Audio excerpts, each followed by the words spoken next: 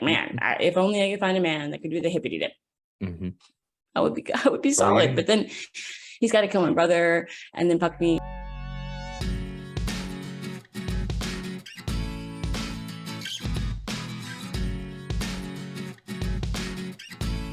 What up, peoples? Welcome back to the Down Once More pod. That's Matt right there. And I'm Rayleigh. It's good to be back. And this time, I was going to say this week, but we don't record every week. So this episode is entirely on West Side Story. You know, the whole Jets versus Sharks, snazzing it up. And we're going to be talking about mostly the new version of West Side Story, which just came out last year. Directed by Steven Spielberg, and a few comparisons to the original, which was filmed in 1961, although it was out in theater on the stage like 5 or 6 years before the film was made. So it's really from the 50s. That's what we're going to be covering today. I'm excited, and I've done some minor research on this, so we got some fun things to throw around. Yeah, same. And Matt, you want to throw anything in there? I'm going to read a little synopsis of the story, but if you want to throw anything in right now, go for it. The only thing is that, embarrassingly, I did not realize that this is basically Romeo and Juliet until another podcast I listened to, Lights, Camera, Barstool, when they reviewed this back when it came out, and they mentioned it, and I'm like, feel like an idiot. Like, no, it's fucking pretty much a dead on Romeo and Juliet. It's very obvious. The same exact story. Didn't realize it. So I felt like a dummy, but that's it. So. Well, dummy, off we go into talking about West Side Story. So this is a synopsis of it says it's for the 1961 version, but the story is exactly the same in both. So I feel comfortable reading the synopsis. West Side Story, a musical, in which a modern day Romeo and Juliet are involved in New York street gangs. On the harsh streets of the Upper West Side, two gangs battle for control of the turf. Sharks versus Jets. The situation becomes complicated when a gang member falls in love with a rival's sister. Maria. And that's it, guys. So that's it. If you've seen it, awesome. If you saw the original like I did forever, never and ever ago, and haven't seen it since, I recommend rewatching it just for fun. But definitely also recommend checking out the new one because although they are nearly identical, there are some nuanced things in there that I thought were improvements in some ways. So check it out. Also, with the West Side Story, the 2021 version is on Disney Plus for those of you who are subscribed to Disney Plus, which also means that it is family friendly for the most part in terms of the language. Anyway, the content maybe not so much. Yeah, but the language is definitely family approved. And in fact, I was laughing really hard watching it because there's so many places in the story where they would, if it was real life, they would actually curse at each other and call each other like, motherfucker and like, bastard or whatever. And instead of those, when they're all riled up and they're like, you slobbering crud head. Yeah. They did still leave the slurs in though. So yes, there is that. Yeah. That's not family friendly. No. Yeah. You do get a lot of racial slurs thrown in there, but you wouldn't have West Side Story without that. No. Now, with your description, it referenced it being the Upper West Side. Now, is that where Gossip Girl takes place as well, or is that the Upper East Side? I'm the wrong person to ask about Gossip Girl. Sorry, can't help you there. I've seen bits and pieces of episodes. And sure you have. Yeah, I have. I haven't seen the whole thing. He's definitely we watched started all the watching the new times. They did a reboot on HBO Max that it was just like they're like, we need to make this as 2021 as possible. And it was very cringy. Just the dialogue and the writing and everything. We've not finished it, but so we'll do vocal warm-ups and everything before we get into the full-on West Side Story discussion. Like you said about it being on Disney Plus, one thing I will say about the new one, the violence is much more brutal in the new one than it is in the original one. Yeah. The original one, it's like all dance fighting. Right. And this one, it's like I mentioned in one of our earlier episodes, like, no, I'm actually hitting you with the fucking brick. And it's Right. like actually Right to the face. Yeah. So Some that kid gets his ear nailed, his earlobe nailed. Yeah. That's fun. Yep. Yes. And that's like right off the bat. Right. Yeah. Right. There's a lot of hug fighting. That's what I call it. Hug fighting. Yeah. Rolling around in hugs. Yeah. Like, I got you. Okay. So for You're going to start it off with vocal warm-ups. warm-ups. I did the intro. That means you go first Okay. for vocal warm-ups. Should I Okay. start a timer? You Yeah, get 60, just get a for anybody timer who is just going. tuning in on these and hasn't been with us before, our vocal warm-ups are 60 seconds to cover 3 topics. Can be musical related, can be life related, can be Mars related, whatever you want. But each topic, you have to cover 3 and you have 60 seconds to do it. And I will be timing you. So Okay. I'm going to give you 60 seconds, 1 minute. Okay. And you tell me when you're ready to go. All right. Oh, crap. Hold on. Don't go yet. Okay. Really struggling with technology tonight. Technology's not my friend today. Just It's not my friend. been a struggle. We're here. Okay. Tell me when you're ready and I'll hit stop. Ready? Go.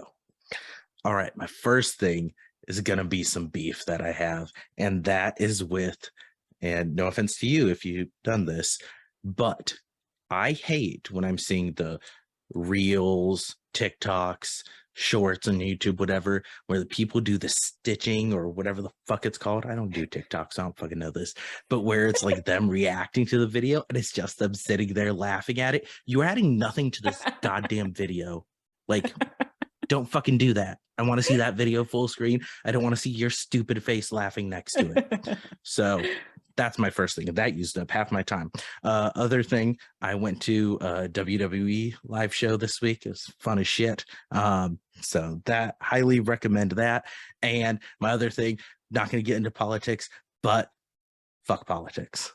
And then that's my 60 seconds. Well done. So a little short. You had 2 left to go.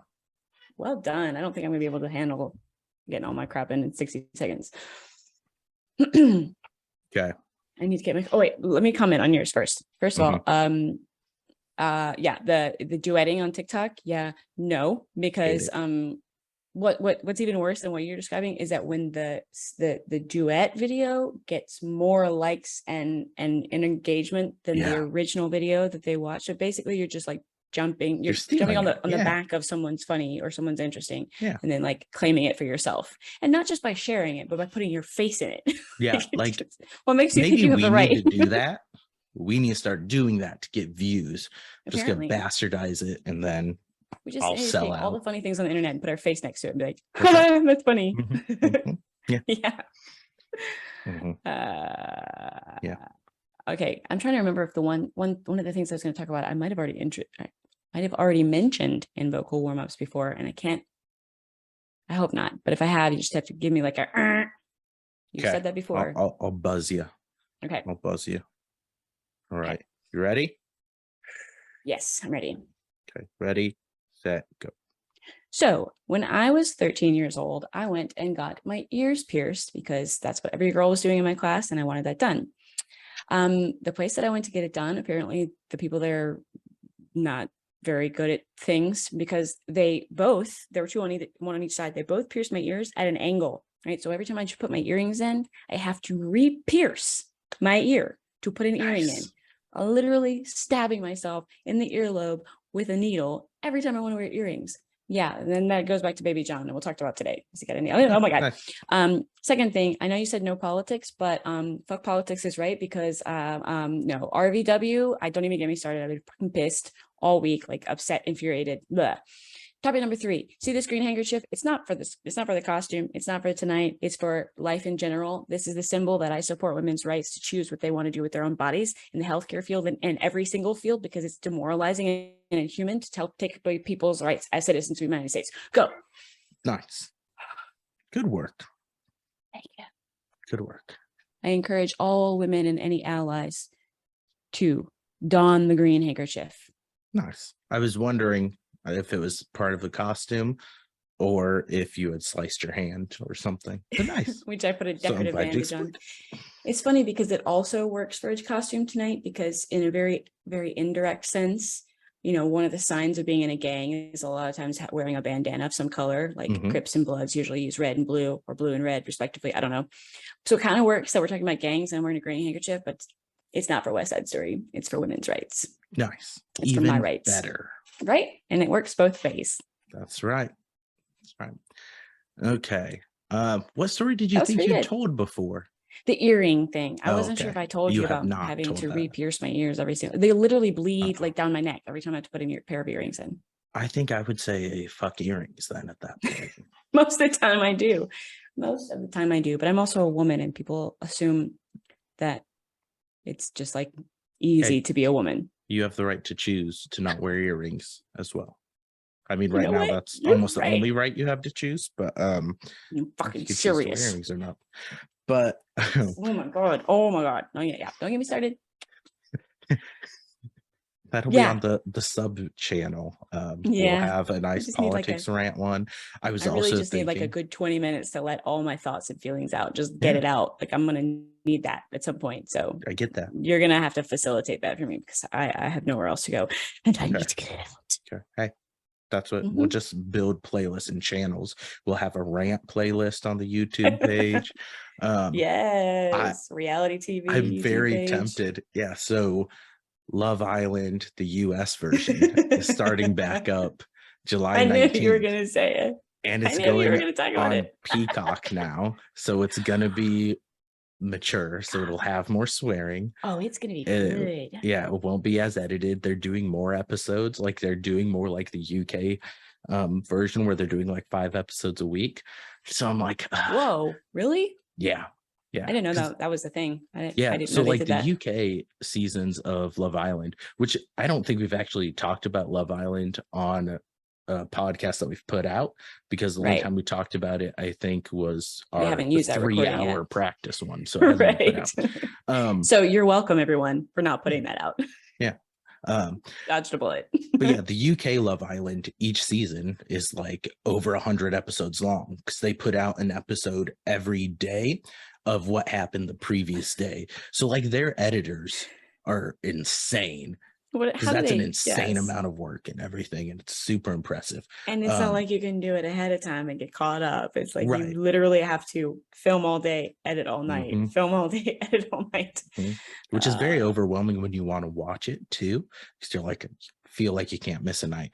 But if I get into it and it's good, I might start just doing weekly recaps and posting them on YouTube. You should. I don't know if anybody will watch them, but you should do it. Yeah, I'll watch it. I'll just tag it in a bunch of hashtags in Love Island and put the sexy people in bikinis in the thumbnail. Guaranteed to get some clicks. Probably get more views than any of these, but it's not that hard to do that. No. Yeah, it's okay. We're learning. We're getting let's step it up, people. Share. I think we're averaging like 15 views on YouTube. Hey, 15 people are watching your video. That's true. That's pretty awesome. That's better than. It's probably all of our family and friends. And that's it. Like, no, I don't tell my family about it. Okay. Right. Yeah. So like 5 people in my family know. They're not invited to this party. Yeah. I don't think they would enjoy the party. Yeah, I don't want to get grilled at family reunions yet. So or why are you using such profanity? That's right. I could already get lots of extra prayers, I guess. So that could be good. Well, that won't hurt. I don't think it will anyway. No. Never heard of anyone getting hurt by prayer, but you never know. You never know. I mean, you can pray for someone's downfall, which I think would be against the Bible, but people still do. So did you say pray for someone to get stabbed? Is that what you said? I said for their downfall. Oh. I thought you said just pray for someone to get stabbed. Yeah. Which you said, which I'm pretty sure is against the Bible. Yeah. I'd say, yeah, probably. Yeah. Pretty certain stabbing people is not something that Jesus would have wanted us to do. No, but I think I'm not going to get on the religious rant. I know. I was this close. So easy to get onto. Because both of us have. Here's the only thing I'm going to say about it. They'll move on. If you are claiming to be a Christian believer of any religion and you claim you preach love, don't be a fucking asshole and just hate on everyone and be a judgmental douchebag. Yeah, it's That's what we say. pretty simple. Just don't be a Yeah. hypocrite, and I can be cool with you. Just like don't say the things that you're doing. I don't say not to do the things that you're doing. It's just, it's Like, super easy. Practice what you preach, quite literally. Yeah. Yeah. And I think two things I could sum up, and it's weird.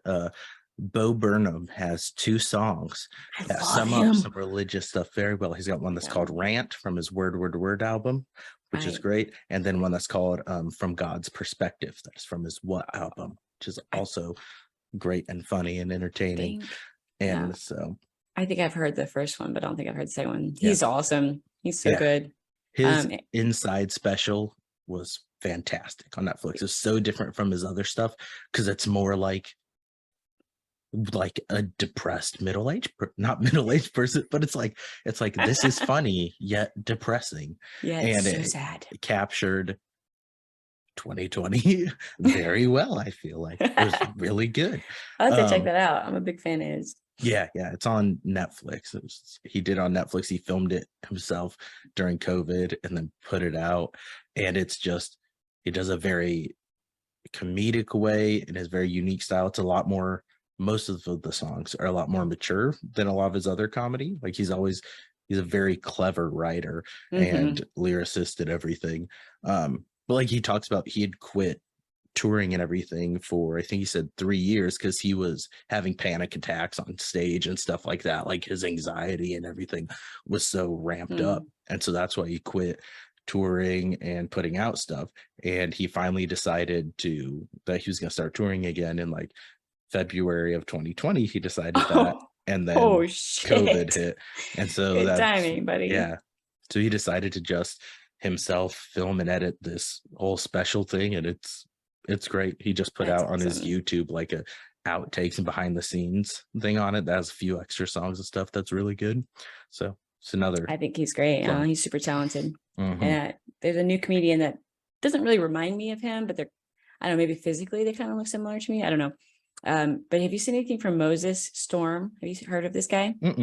He just had his first Netflix special to come out, and I happened upon it while I was going through Netflix, and I watched it and I was dying. Like, it's very, very hard to make me laugh out loud at things that I just, a comedian has a really hard job to do to make people really truly laugh. Like, because so many things have been done in the comedy world that you have to be genuinely 100% unique and still relatable by people. So for him to make me laugh, you should check it out. Moses Storm. Now I follow him on Instagram and I watch all his videos too, because he's hilarious. Okay, sweet. Yeah, I'll have to check him out.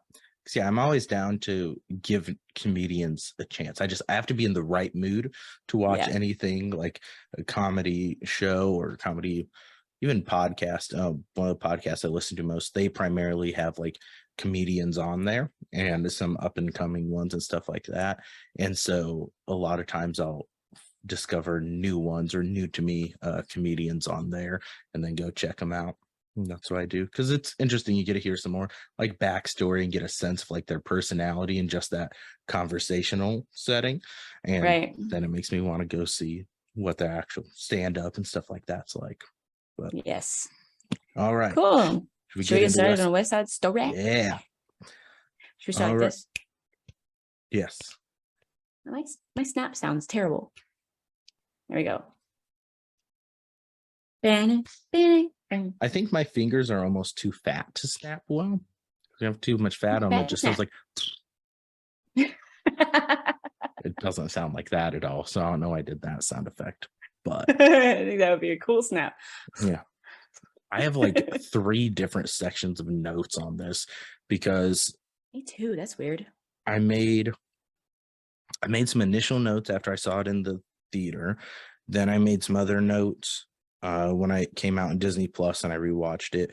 Then I rewatched it last week and made some more notes.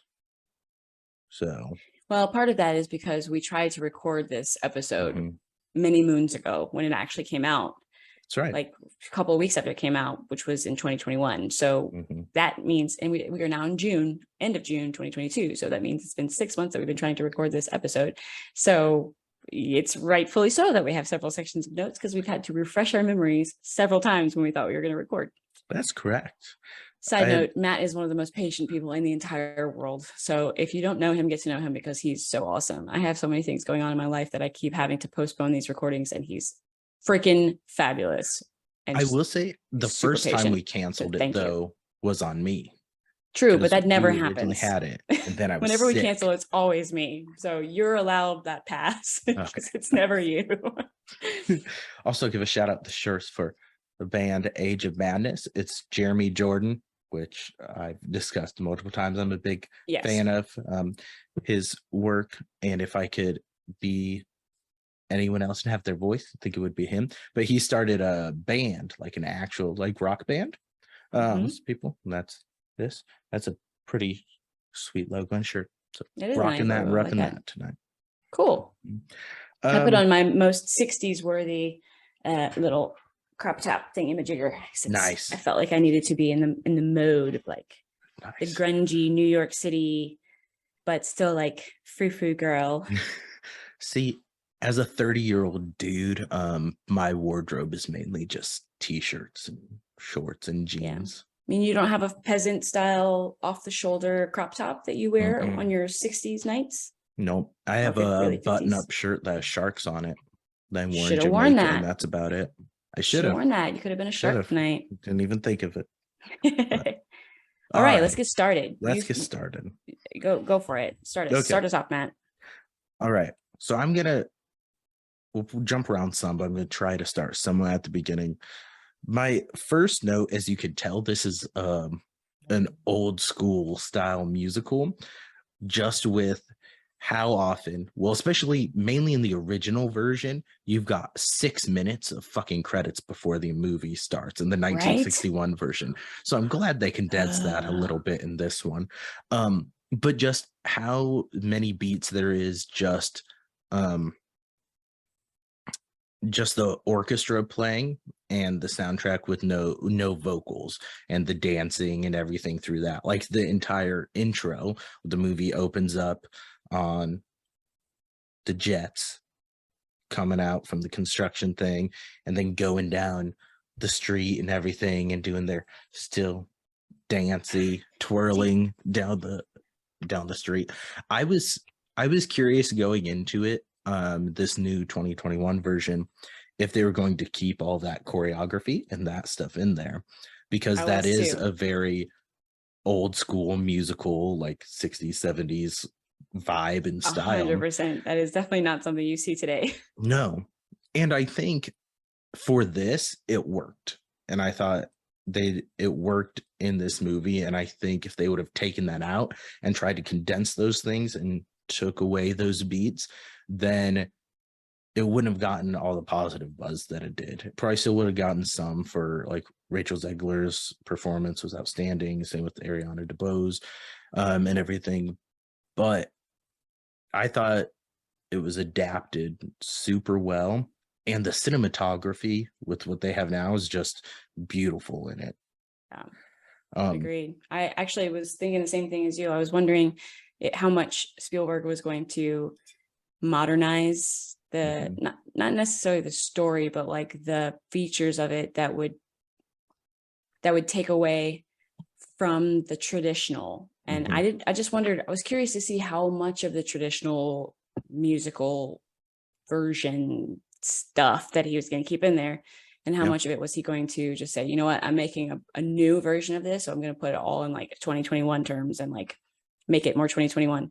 And I think you would have had a split audience. I think there's some who would love to see a new version of it, a modernized version of it. But I think if you're a diehard musical fan, even if West Side Story is not one of your favorites, it still feels a little bit like, I don't know, insensitive, or like just wrong to sort of take away the guts of a a show. And I'd say that all that dancing around and all those long shots of them crossing the streets, and they're basically just showing that they control the turf, that this is their area. If you took that away, you kind of take away the guts, the inner core of the story, which is that this is where they live. This is their spot. This is their realm, and they have to protect it from outsiders. And you wouldn't have nearly the sense of synchronization that they have as a group. I think if you don't have those like synchronized dances and how they're like, and they're all in sync and everything's perfect, you don't subconsciously, I think that gives us a feeling of like, these guys are we're one, they're a unit. Like they move together, they go together, they got each other's backs no matter what. Without the symbolic dancing of that, I think you kind of lose some of that brotherhood. Yeah. And so one thing I was going to ask, what was your experience with West Side Story, the original one, before this one? Have you been a fan for a long time? Have you seen it before? What was your...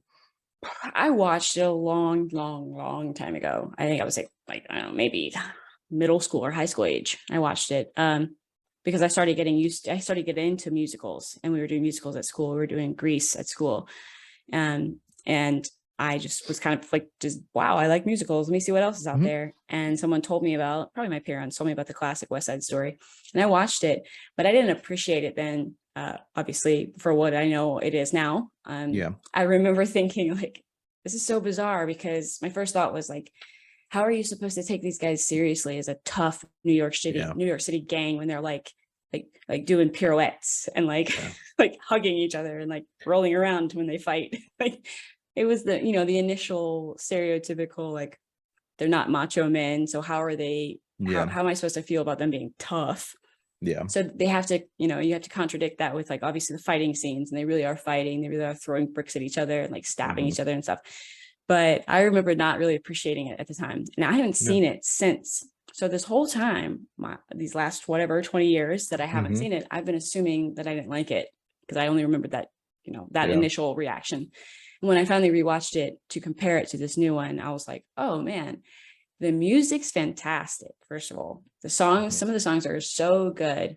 I think the acting is great, especially for, the limits that they had in terms of technology and editing and filming and, adding after effects.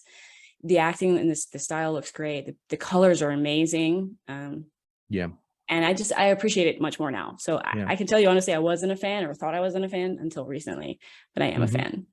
Yeah. For me, I had never watched the original until early 2021. When I saw you found out this was coming out? When I saw this one was coming out, I wanted to watch it. And when I first watched it, I didn't love it.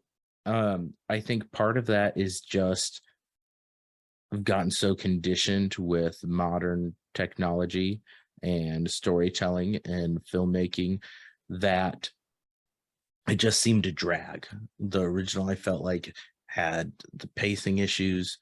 And then when I heard I Feel Pretty, it just made me think of Anger Management with Jack Nicholson and Adam Sandler. Oh, I forgot about that. I forgot that was that. Oh, that's hilarious. That's this is why, like, I keep saying things every episode where I'm like, I'm losing some theater street cred with this. Like, my first introduction to I Feel Pretty was from Anger Management, not West Side Story. But yeah, I didn't love it, but I rewatched it after watching this one, and I appreciated it more. But I do still think I prefer this remake over the original. Just viewing them kind of side by side. The only thing I will say, I did not love Ansel Elgort as Tony. I was going to say the same thing. He did a fine job. He just was not memorable in that role at all. He's completely forgettable. It wasn't great. I mean, one thing you can say about this one versus the original one, everyone looks fucking 40 in it. This one, they look. At least they picked people that were somewhat like age appropriate this time. Not to mention the clear darkening of the Puerto Ricans by makeup. Oh when yeah. they had like almost all were white guys, or at I least would if they were say that Latin, if they were yeah. Latinos or Latinas, then they were light skinned. So that there was like caked on brown makeup to Yeah. make them look Hispanic or make them look Yeah. Puerto Rican. And it is so glaringly obvious now when you watch Yeah. it. You're like, oh my God, that is horrible. Like, Well, and the actress who played horrible. Maria in the original one was white Yeah, Rachel too. Wood, I think. Rachel Wood. But I do love what's her name? Is it Rita Moreno? Moreno. Mhm. Yes, she's fabulous, dude. If Yeah. anybody takes this, she steals the show. I mean, she steals the show in both of them, I think. Yeah. Both movies, but in the first one, she is by far the best singer, best actress, best character, best, like, she's the most vibrant in terms of character. So she's the unforgettable character. Whereas a lot of times Tony's just like, bleh. Yeah. And I don't think Ansel's voice is that great. I think he's a No. good singer, but next to the actress that played Maria in the new one, Oh yeah. he sounds like he doesn't belong there. Sorry, She Ansel, buddy, but she's buries bomb. him. Yeah. Buries him. You Yeah. dead. You Well, and dead and gone. Even Mike Faced, who played Riff, I feel Yeah. like he was substantially better too and more memorable. Which, fun fact, he originated the role of Connor Murphy in Dear Evan Hansen on Broadway. Really? Which we haven't discussed. The actor that played Riff in the new one? Yep, the actor that played Riff in the new one. Oh, I He's didn't know a that. That's Broadway performer and singer. You always got to find a way to bring up Dear Evan Hansen every time. Oh. We will not have a single episode without Matt at least mentioning Dear Evan Hansen one time, at least once. No, and as the last episode, I did my top 5 albums. The original soundtrack of Dear Evan Hansen is one of my current favorite musical albums. It made the list. But the movie does not make my top 5. So we'll have to discuss that. We will. Your time is coming. Yeah. Patience. So go ahead. Say, we kind of talked about the beginning, and then I have another kind of general comment about the movie, is that when I first watched it, because I saw it in the theaters, I thought I was kind of bummed and taken aback that they didn't have subtitles during the Spanish moments. And during all of them, you get the gist of what they're saying, but partially because I'm just nosy and I don't like not knowing things. I wish they had subtitles, but I saw that Spielberg had said that he felt like if they would have put subtitles in those parts, it would have been taking away from the Latinx community and doing them a disservice if they did, which I get. I understand that. I think it made it feel more authentic. So on rewatches and after seeing that, I kind of appreciated that, and it makes it feel, like I said, more authentic that you have them speaking their native language, most of them, and they make calls where Anita's saying, speak English, and trying to do with that and talking about their native tongue. And so it made it feel like a more real world. Yeah, I think it was also, in addition to that, I think it was sort of like a fuck you to America, basically, who when we're all like, you should speak English, like you should speak the language we speak, so we want to understand you. And in other words, like, instead of catering to the English speaking audience, they were like, this movie's about people who are from Latin America and this is how they speak. So if you want to find out what they're saying, do some research or whatever, learn another language. I think they were trying to like stay authentic in that way. I get that. And I, part of that was also part of the movement, just trying to be a little more sensitive to the culture too, since as we talked about before, the original has almost all, or at least a lot of the actors are white actors and are in brown face, and it's just like atrocious to see. So Spielberg found and casted many Latinos and Latinas, and not all of them are Puerto Rican, which I think a lot of people were upset about, but they are at least Spanish speaking and are not wearing a ton of makeup to make them look like a certain culture. That I think was the reasoning behind it. But apparently this movie did a really, really badly in the theaters on its release.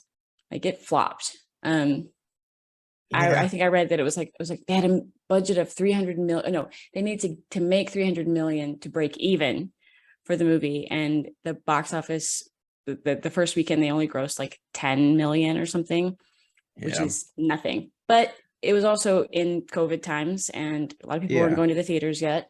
And a lot of people were like me and used to watching Netflix on a couch and didn't feel like going Mhm. out into the world to do anything because we're too lazy Mhm. and got way too comfortable with that. So it makes sense that it didn't do well. But Yeah.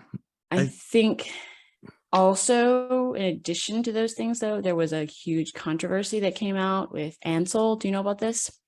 Mm-mm. So apparently, like 8 or 9, maybe a year after they finished filming, it could have been after the release, but I think it was after they started filming. I mean, after they finished filming, Mhm. it came out that Ansel was accused of sexually assaulting a girl. Like 2014, it happened. So he was like 20 years old at the time, and she was 17. And Oh, she's geez. accusing him of this, and he denies everything. And I don't think that there was ever any trial or any. I don't think it went that far, but Charges. yeah, I don't think it ever went that far. But it did come Mhm. out after they were done filming. So, then they tried to release the film, and everybody's kind of like, yeah, that guy, even if he's saying he didn't do it, as soon as somebody says that you did it, your reputation is shot. And so I think that Yeah. was like a big oof for the film making money when it came out. Yeah, I think there's that. I think it also has to do with if people had seen the original and were fans of the original, a lot of times people are more hesitant about remakes. And you also have with it being kind of like we talked about, the old school style of musical with modern audiences isn't as big of a draw. And it's Yeah. also it's a fucking depressing musical too. Oh my God, it's so sad, dude. Oh, It's not like one of those feel good, like The Greatest Showman or something like that. yeah, you're not gonna had walk out of a that theater break. feeling like you like love life anymore. No, I'd Right, be so right. depressed. So I think that like all those things, like they opened it on Christmas Day is That when it wasn't opened at smart. theaters. And I don't think it was. I mean, yeah, I could see sometimes why some Christmas Day people think releases that do that's a good well, but thing, but I can also see why that's not a good thing. So, yeah, it's a weird time. And like I said, with COVID and everything else, are it you just, yawning? yeah, You I'm tried to cover that up by yawning. I continuing did. to talk You through it, just but call it was me out. obvious. Yeah. He's that bored. So I think there's just all those factors kind of against it at that time too. Right. And I It's feel bad like timing. musicals, unless there's something spectacular that people hook onto, they are so hit or miss in theaters. Yeah. Unless it's like an animated kids movie, those will usually do well. True. But Dear Evan Hansen, I'm pretty sure that bombed. I don't think it had nearly the budget this did, but because it's a pretty more small scale thing, but still, just musicals in general. If you're trying to reach a broader audience, it has to be one that gets buzz going for it being like a happy or a fun theater Right. experience. I feel like not, Right. hey, do you want to walk out here of the theater feeling depressed? And come spend Especially money on on this. Christmas Day, which Yeah. is like supposed to be the happiest day of the year. Yeah. Yeah. They're gonna go cry. Yeah.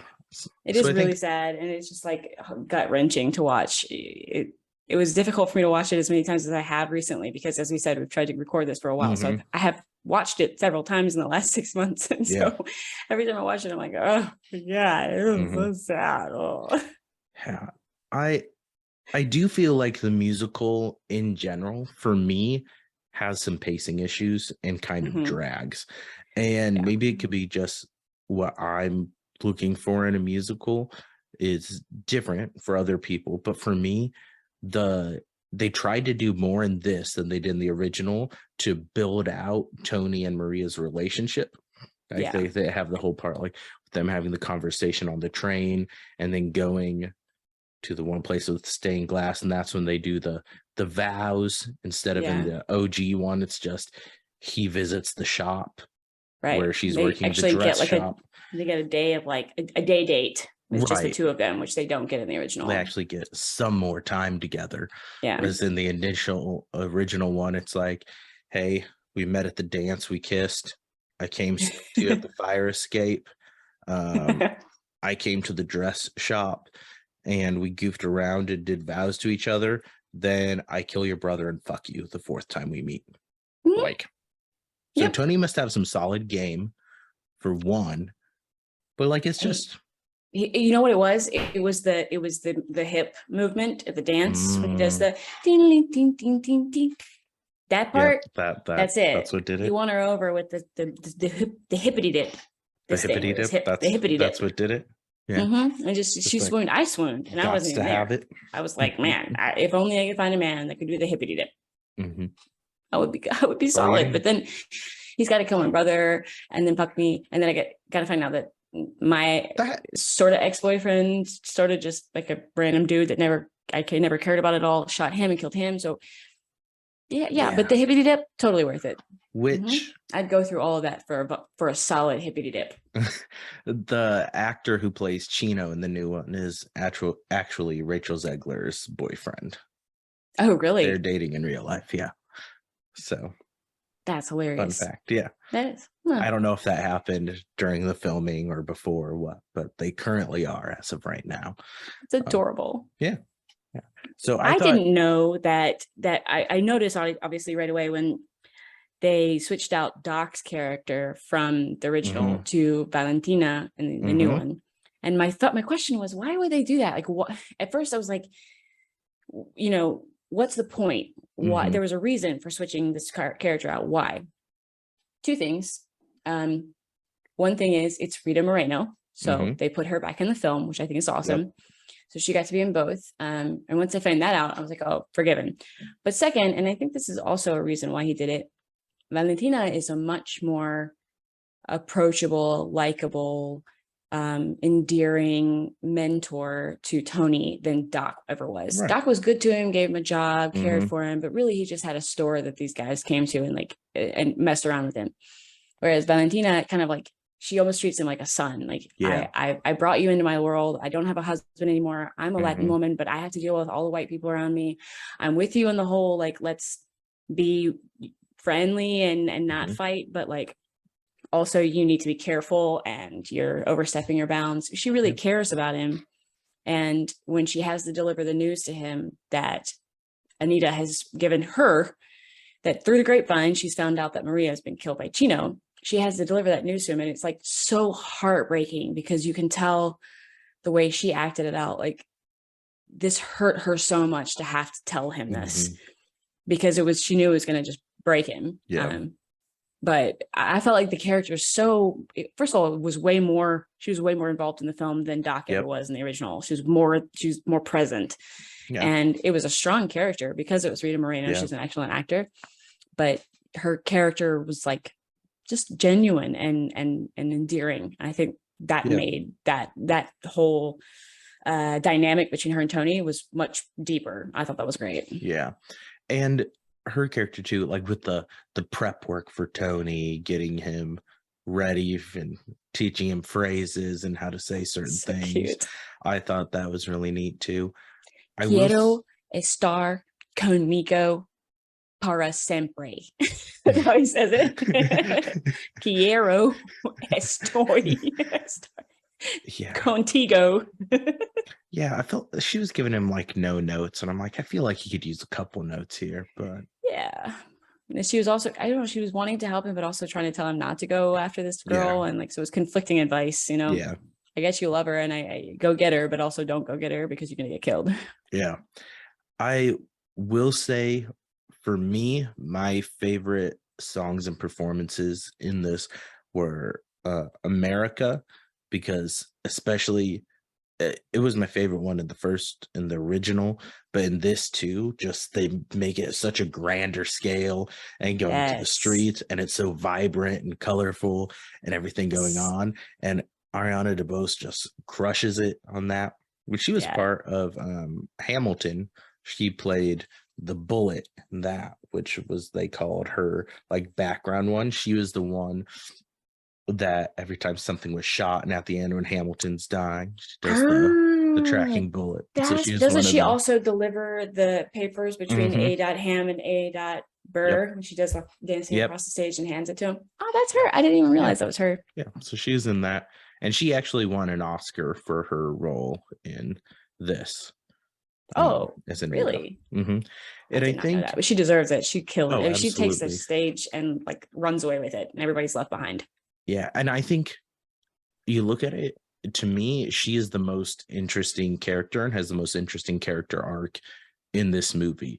From her introduction and the place in her relationship with Bernardo. And then when she sings America, just trying to get Bernardo to see all the positives and trying to go there. And then you just see her relationship with him and then how she's affected. And then with how she's treated when she goes begrudgingly trying to help Tony and Maria. And then they attempt to rape her, which is also way more graphic and brutal in the newer one than the old one. It's just so uncomfortable in that scene. Horrifying. And then you just see the turn on her after that when she leaves, that she says, I'm not American, I'm Puerto Ricanian. And that she's just done that complete 180 turn because she's just seen so much hate and been treated like shit constantly, when she's trying to, for the most part leading up to that, she's trying to be more peaceful, focus on the positives, and trying to make it her home. It's her home, and make America that, and get Bernardo to see that too. And then just that complete turn in how her character changes throughout the whole thing. Same with for when me, she's that's singing, probably one of the saddest parts, is that you realize that she's just like given up all hope of being like, of assimilating into this culture, of liking America. Just like she's done. It's over for her. I feel like that's so heartbreaking, because she was, like you said, the most positive of all of them. Yeah. And just a happy, vibrant person. And when you see her like hit rock bottom at the end, it's like, oh man. Yeah.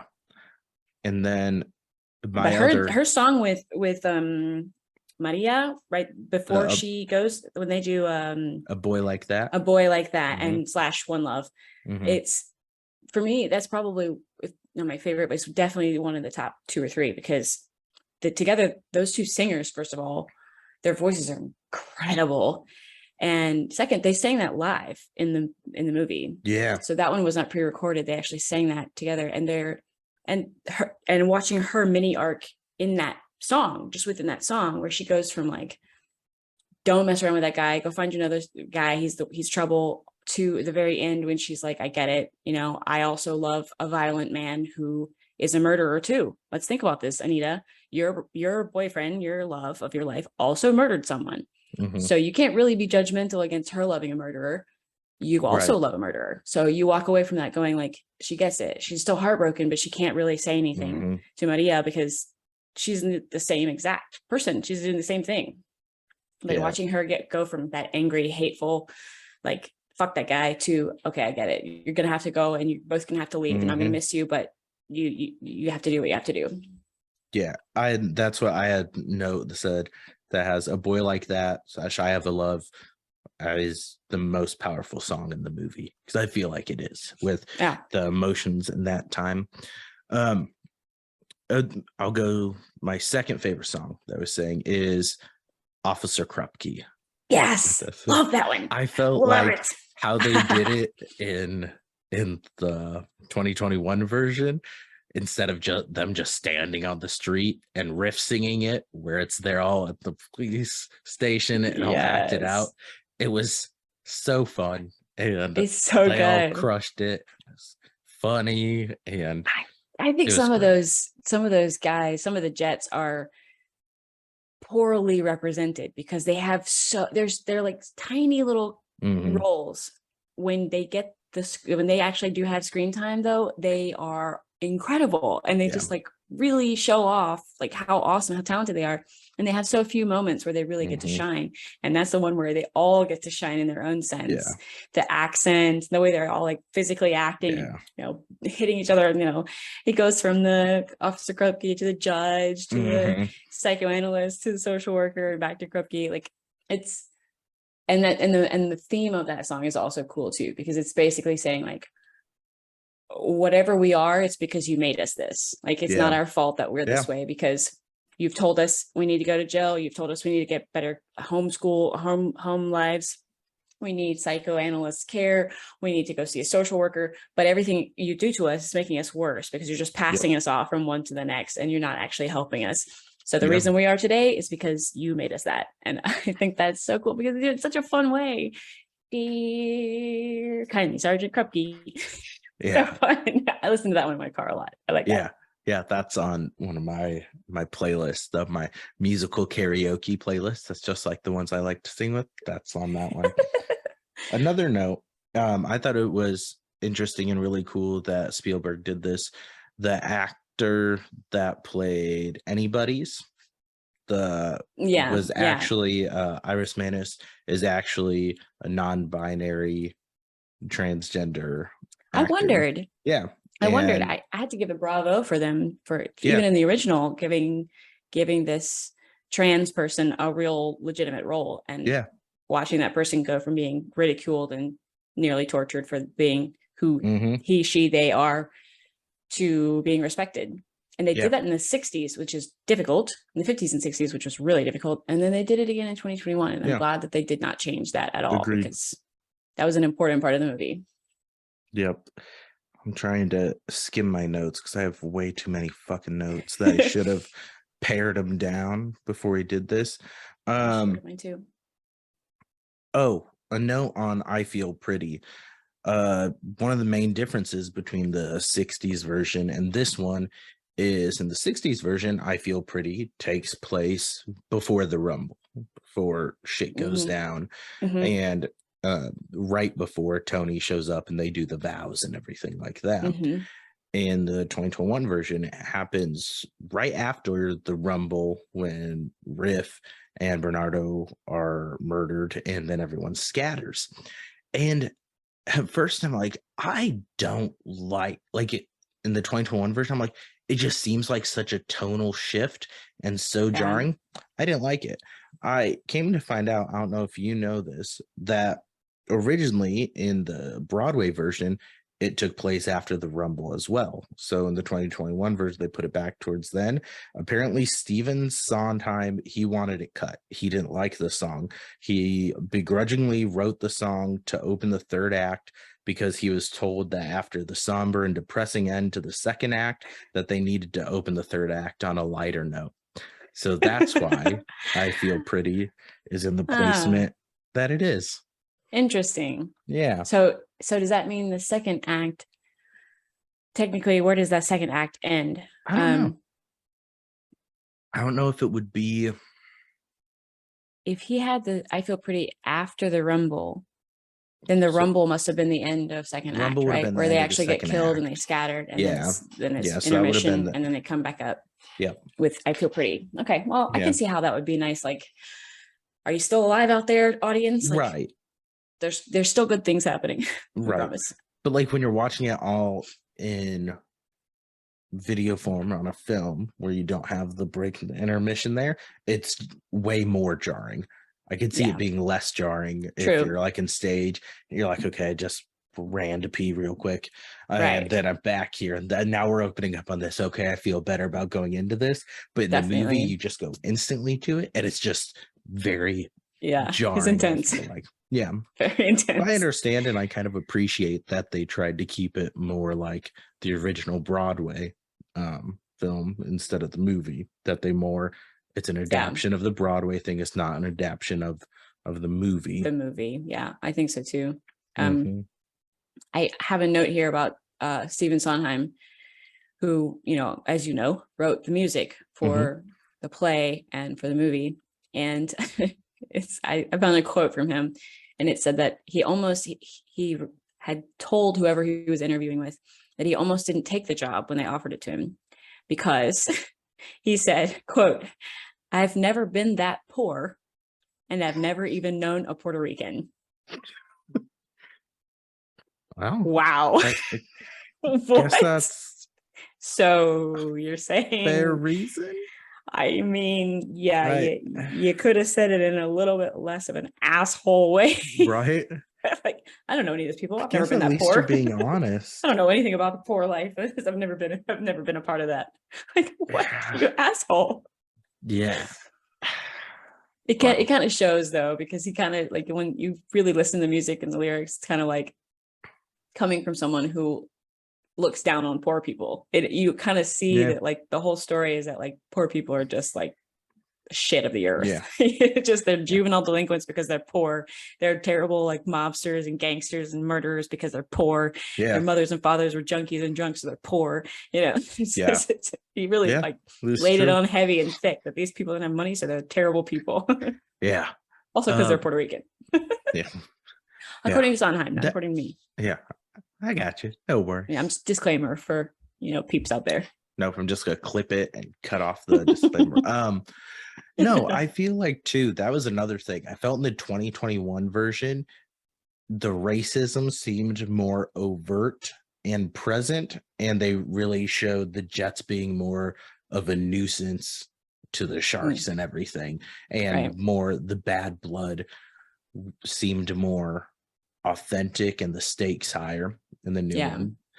I also damn, I knew what I was gonna say, and then now I've completely forgot what I said. Oh, nope, it came back to me.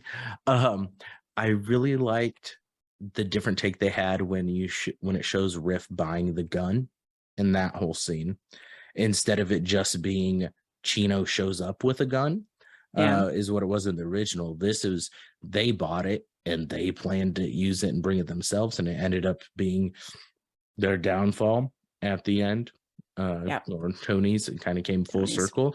And just that scene, how it reminds you that you're like, oh yeah, these are fucking teenagers, because after they buy the gun and they're just running around like pointing at each other, going, and just throwing it to each other. It's like, well, one of you is gonna get shot, and it's like it just like that scene just wakes you up. It's like, oh yeah, these are fucking kids. Right. Yes, I agree. I had the same realization. They're like, oh, they're just a bunch of like, they're acting like they're 12-year-old boys, running around going like, pow, pow, pow, pow, bang, bang, I shot you, ha, ha, and pretending to be shot and falling down like we did that when we were middle school, elementary school. Yeah. It's I liked they're very immature, and it shows. Yeah. I liked them doing Cool Boy, having Tony and Riff fighting over the gun, and having that kind of disagreement and everything during Cool Boy, instead of it just being in the OG film. Is just, I'm trying to remember, I think it's after the Rumble when they all get back. Yeah. It's when they all get back and they're all freaking out. Like, what are we going to do? How are we going to get our story straight? What the cops going to come? What are we going to say? Where are we going to go? And like the guy, I think it's Ice, is the one that was originally supposed to fight Bernardo when Tony stepped in. I think it's Ice, but he's the one that's like telling the group, like, just chill, be cool, get your story straight. And they're going to ask you questions. So when they come and ask you questions, don't freak out, don't panic, stay cool. And that message is good there, but I think it's a stronger message with Tony and Riff, because Tony's basically saying, like, if you don't chill out, someone's going to get hurt. Yeah. And I'm trying to keep that from happening, not just because I love Maria, but because I love you and I love all these guys, and there's no reason for this to get to this point. And Riff is just an annoying asshole who won't listen to anyone, and I hate his character, but I love it too. Yeah, I agree. I really liked it there, and I'm curious because I don't know where it was in the original Broadway version.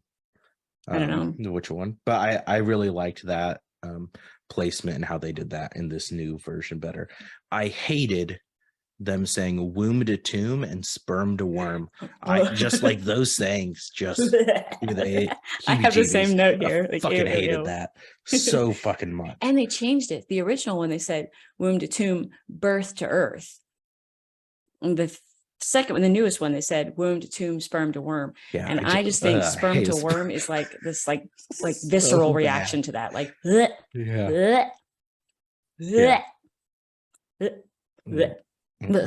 I will say Officer Krupke is probably my favorite song.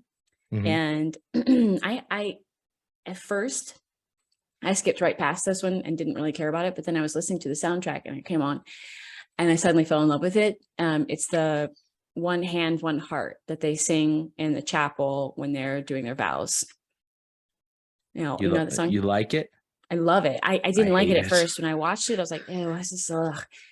And I think it's because Ansel's voice throws me off a bit. I don't really love his voice. I don't think he's that great.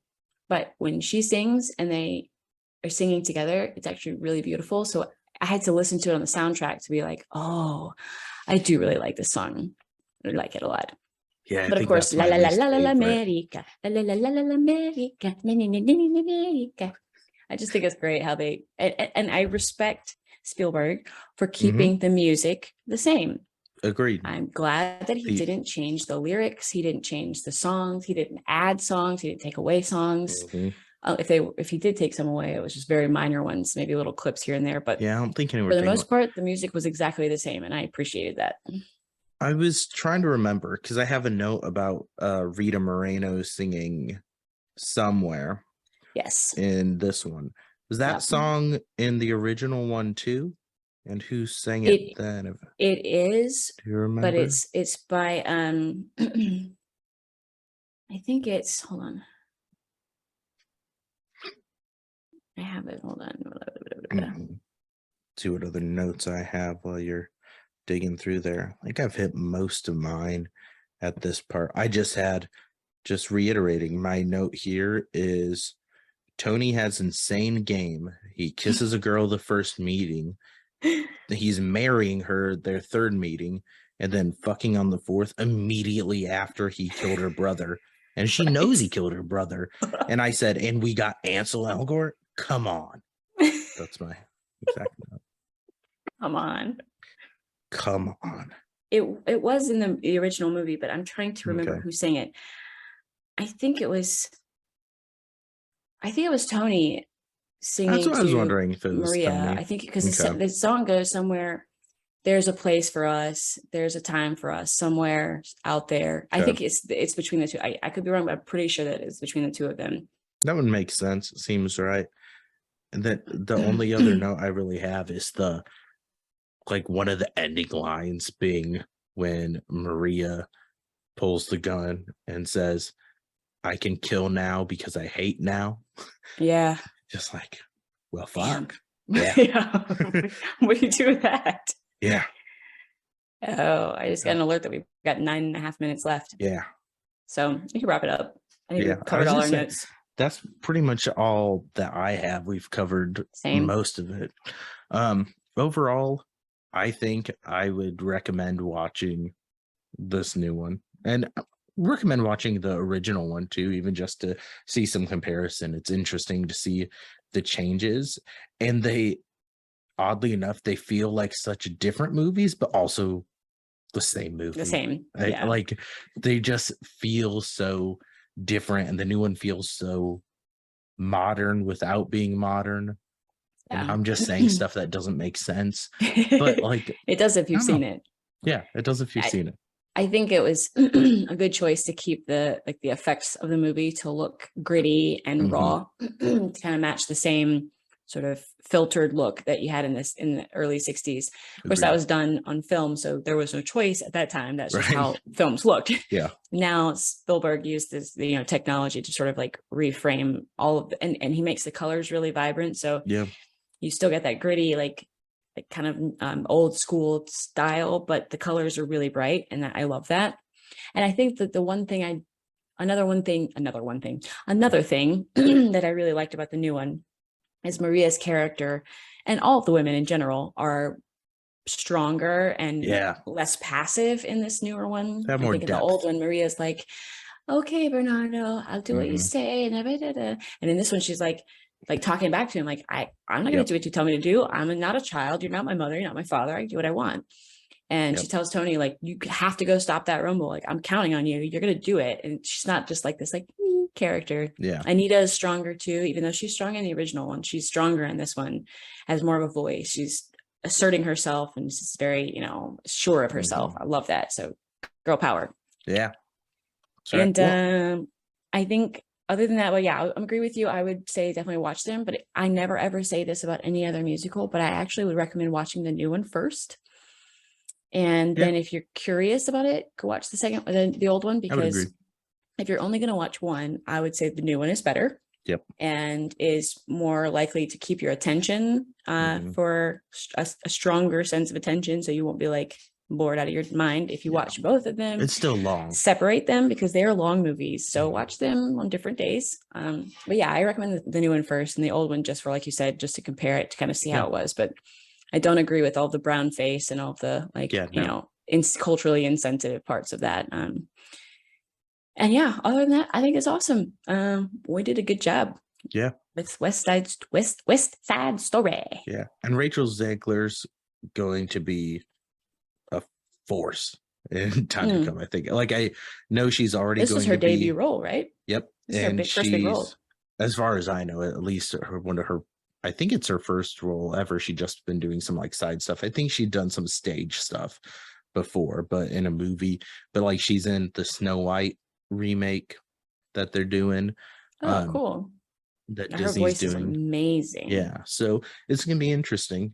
She's a tiny little person, and so she's set up pipes that she's like so powerful. So she's a star. Tiny little frame. Ansel Elgort, forgettable, and also maybe a sexual predator as well. So yeah.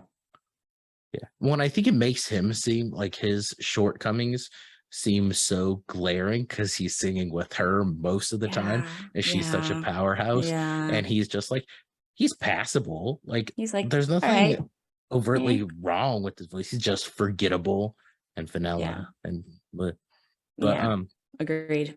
So next, I think we are going to do something different. We're going to attempt to. As of now, the plan is we are going to do the musical Twisted, Untold Story of a Royal Vizier by Team Star Kid, which is available on YouTube, which they're an awesome production company that they use like Kickstarter for a lot of their funding. They're in Chicago, and they have like a Harry Potter musical that they did.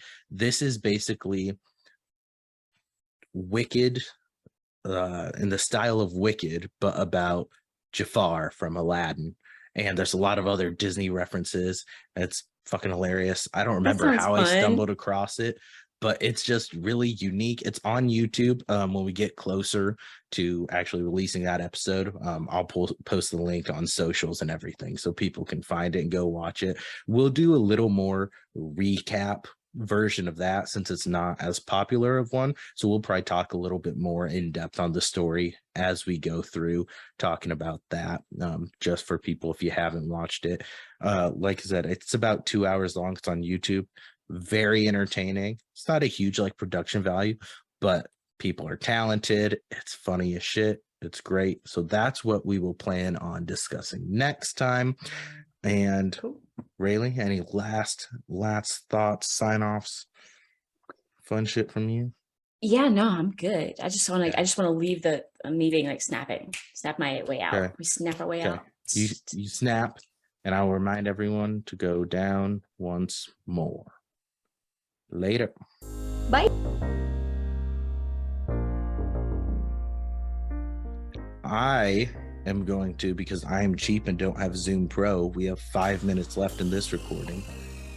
So I'm going to stop this one and then start a new one, and we will go from there. Okay. So I'm going to end this, and then we can do the fun volume thing again. It'll be fun. It'll be exciting. It's an adventure.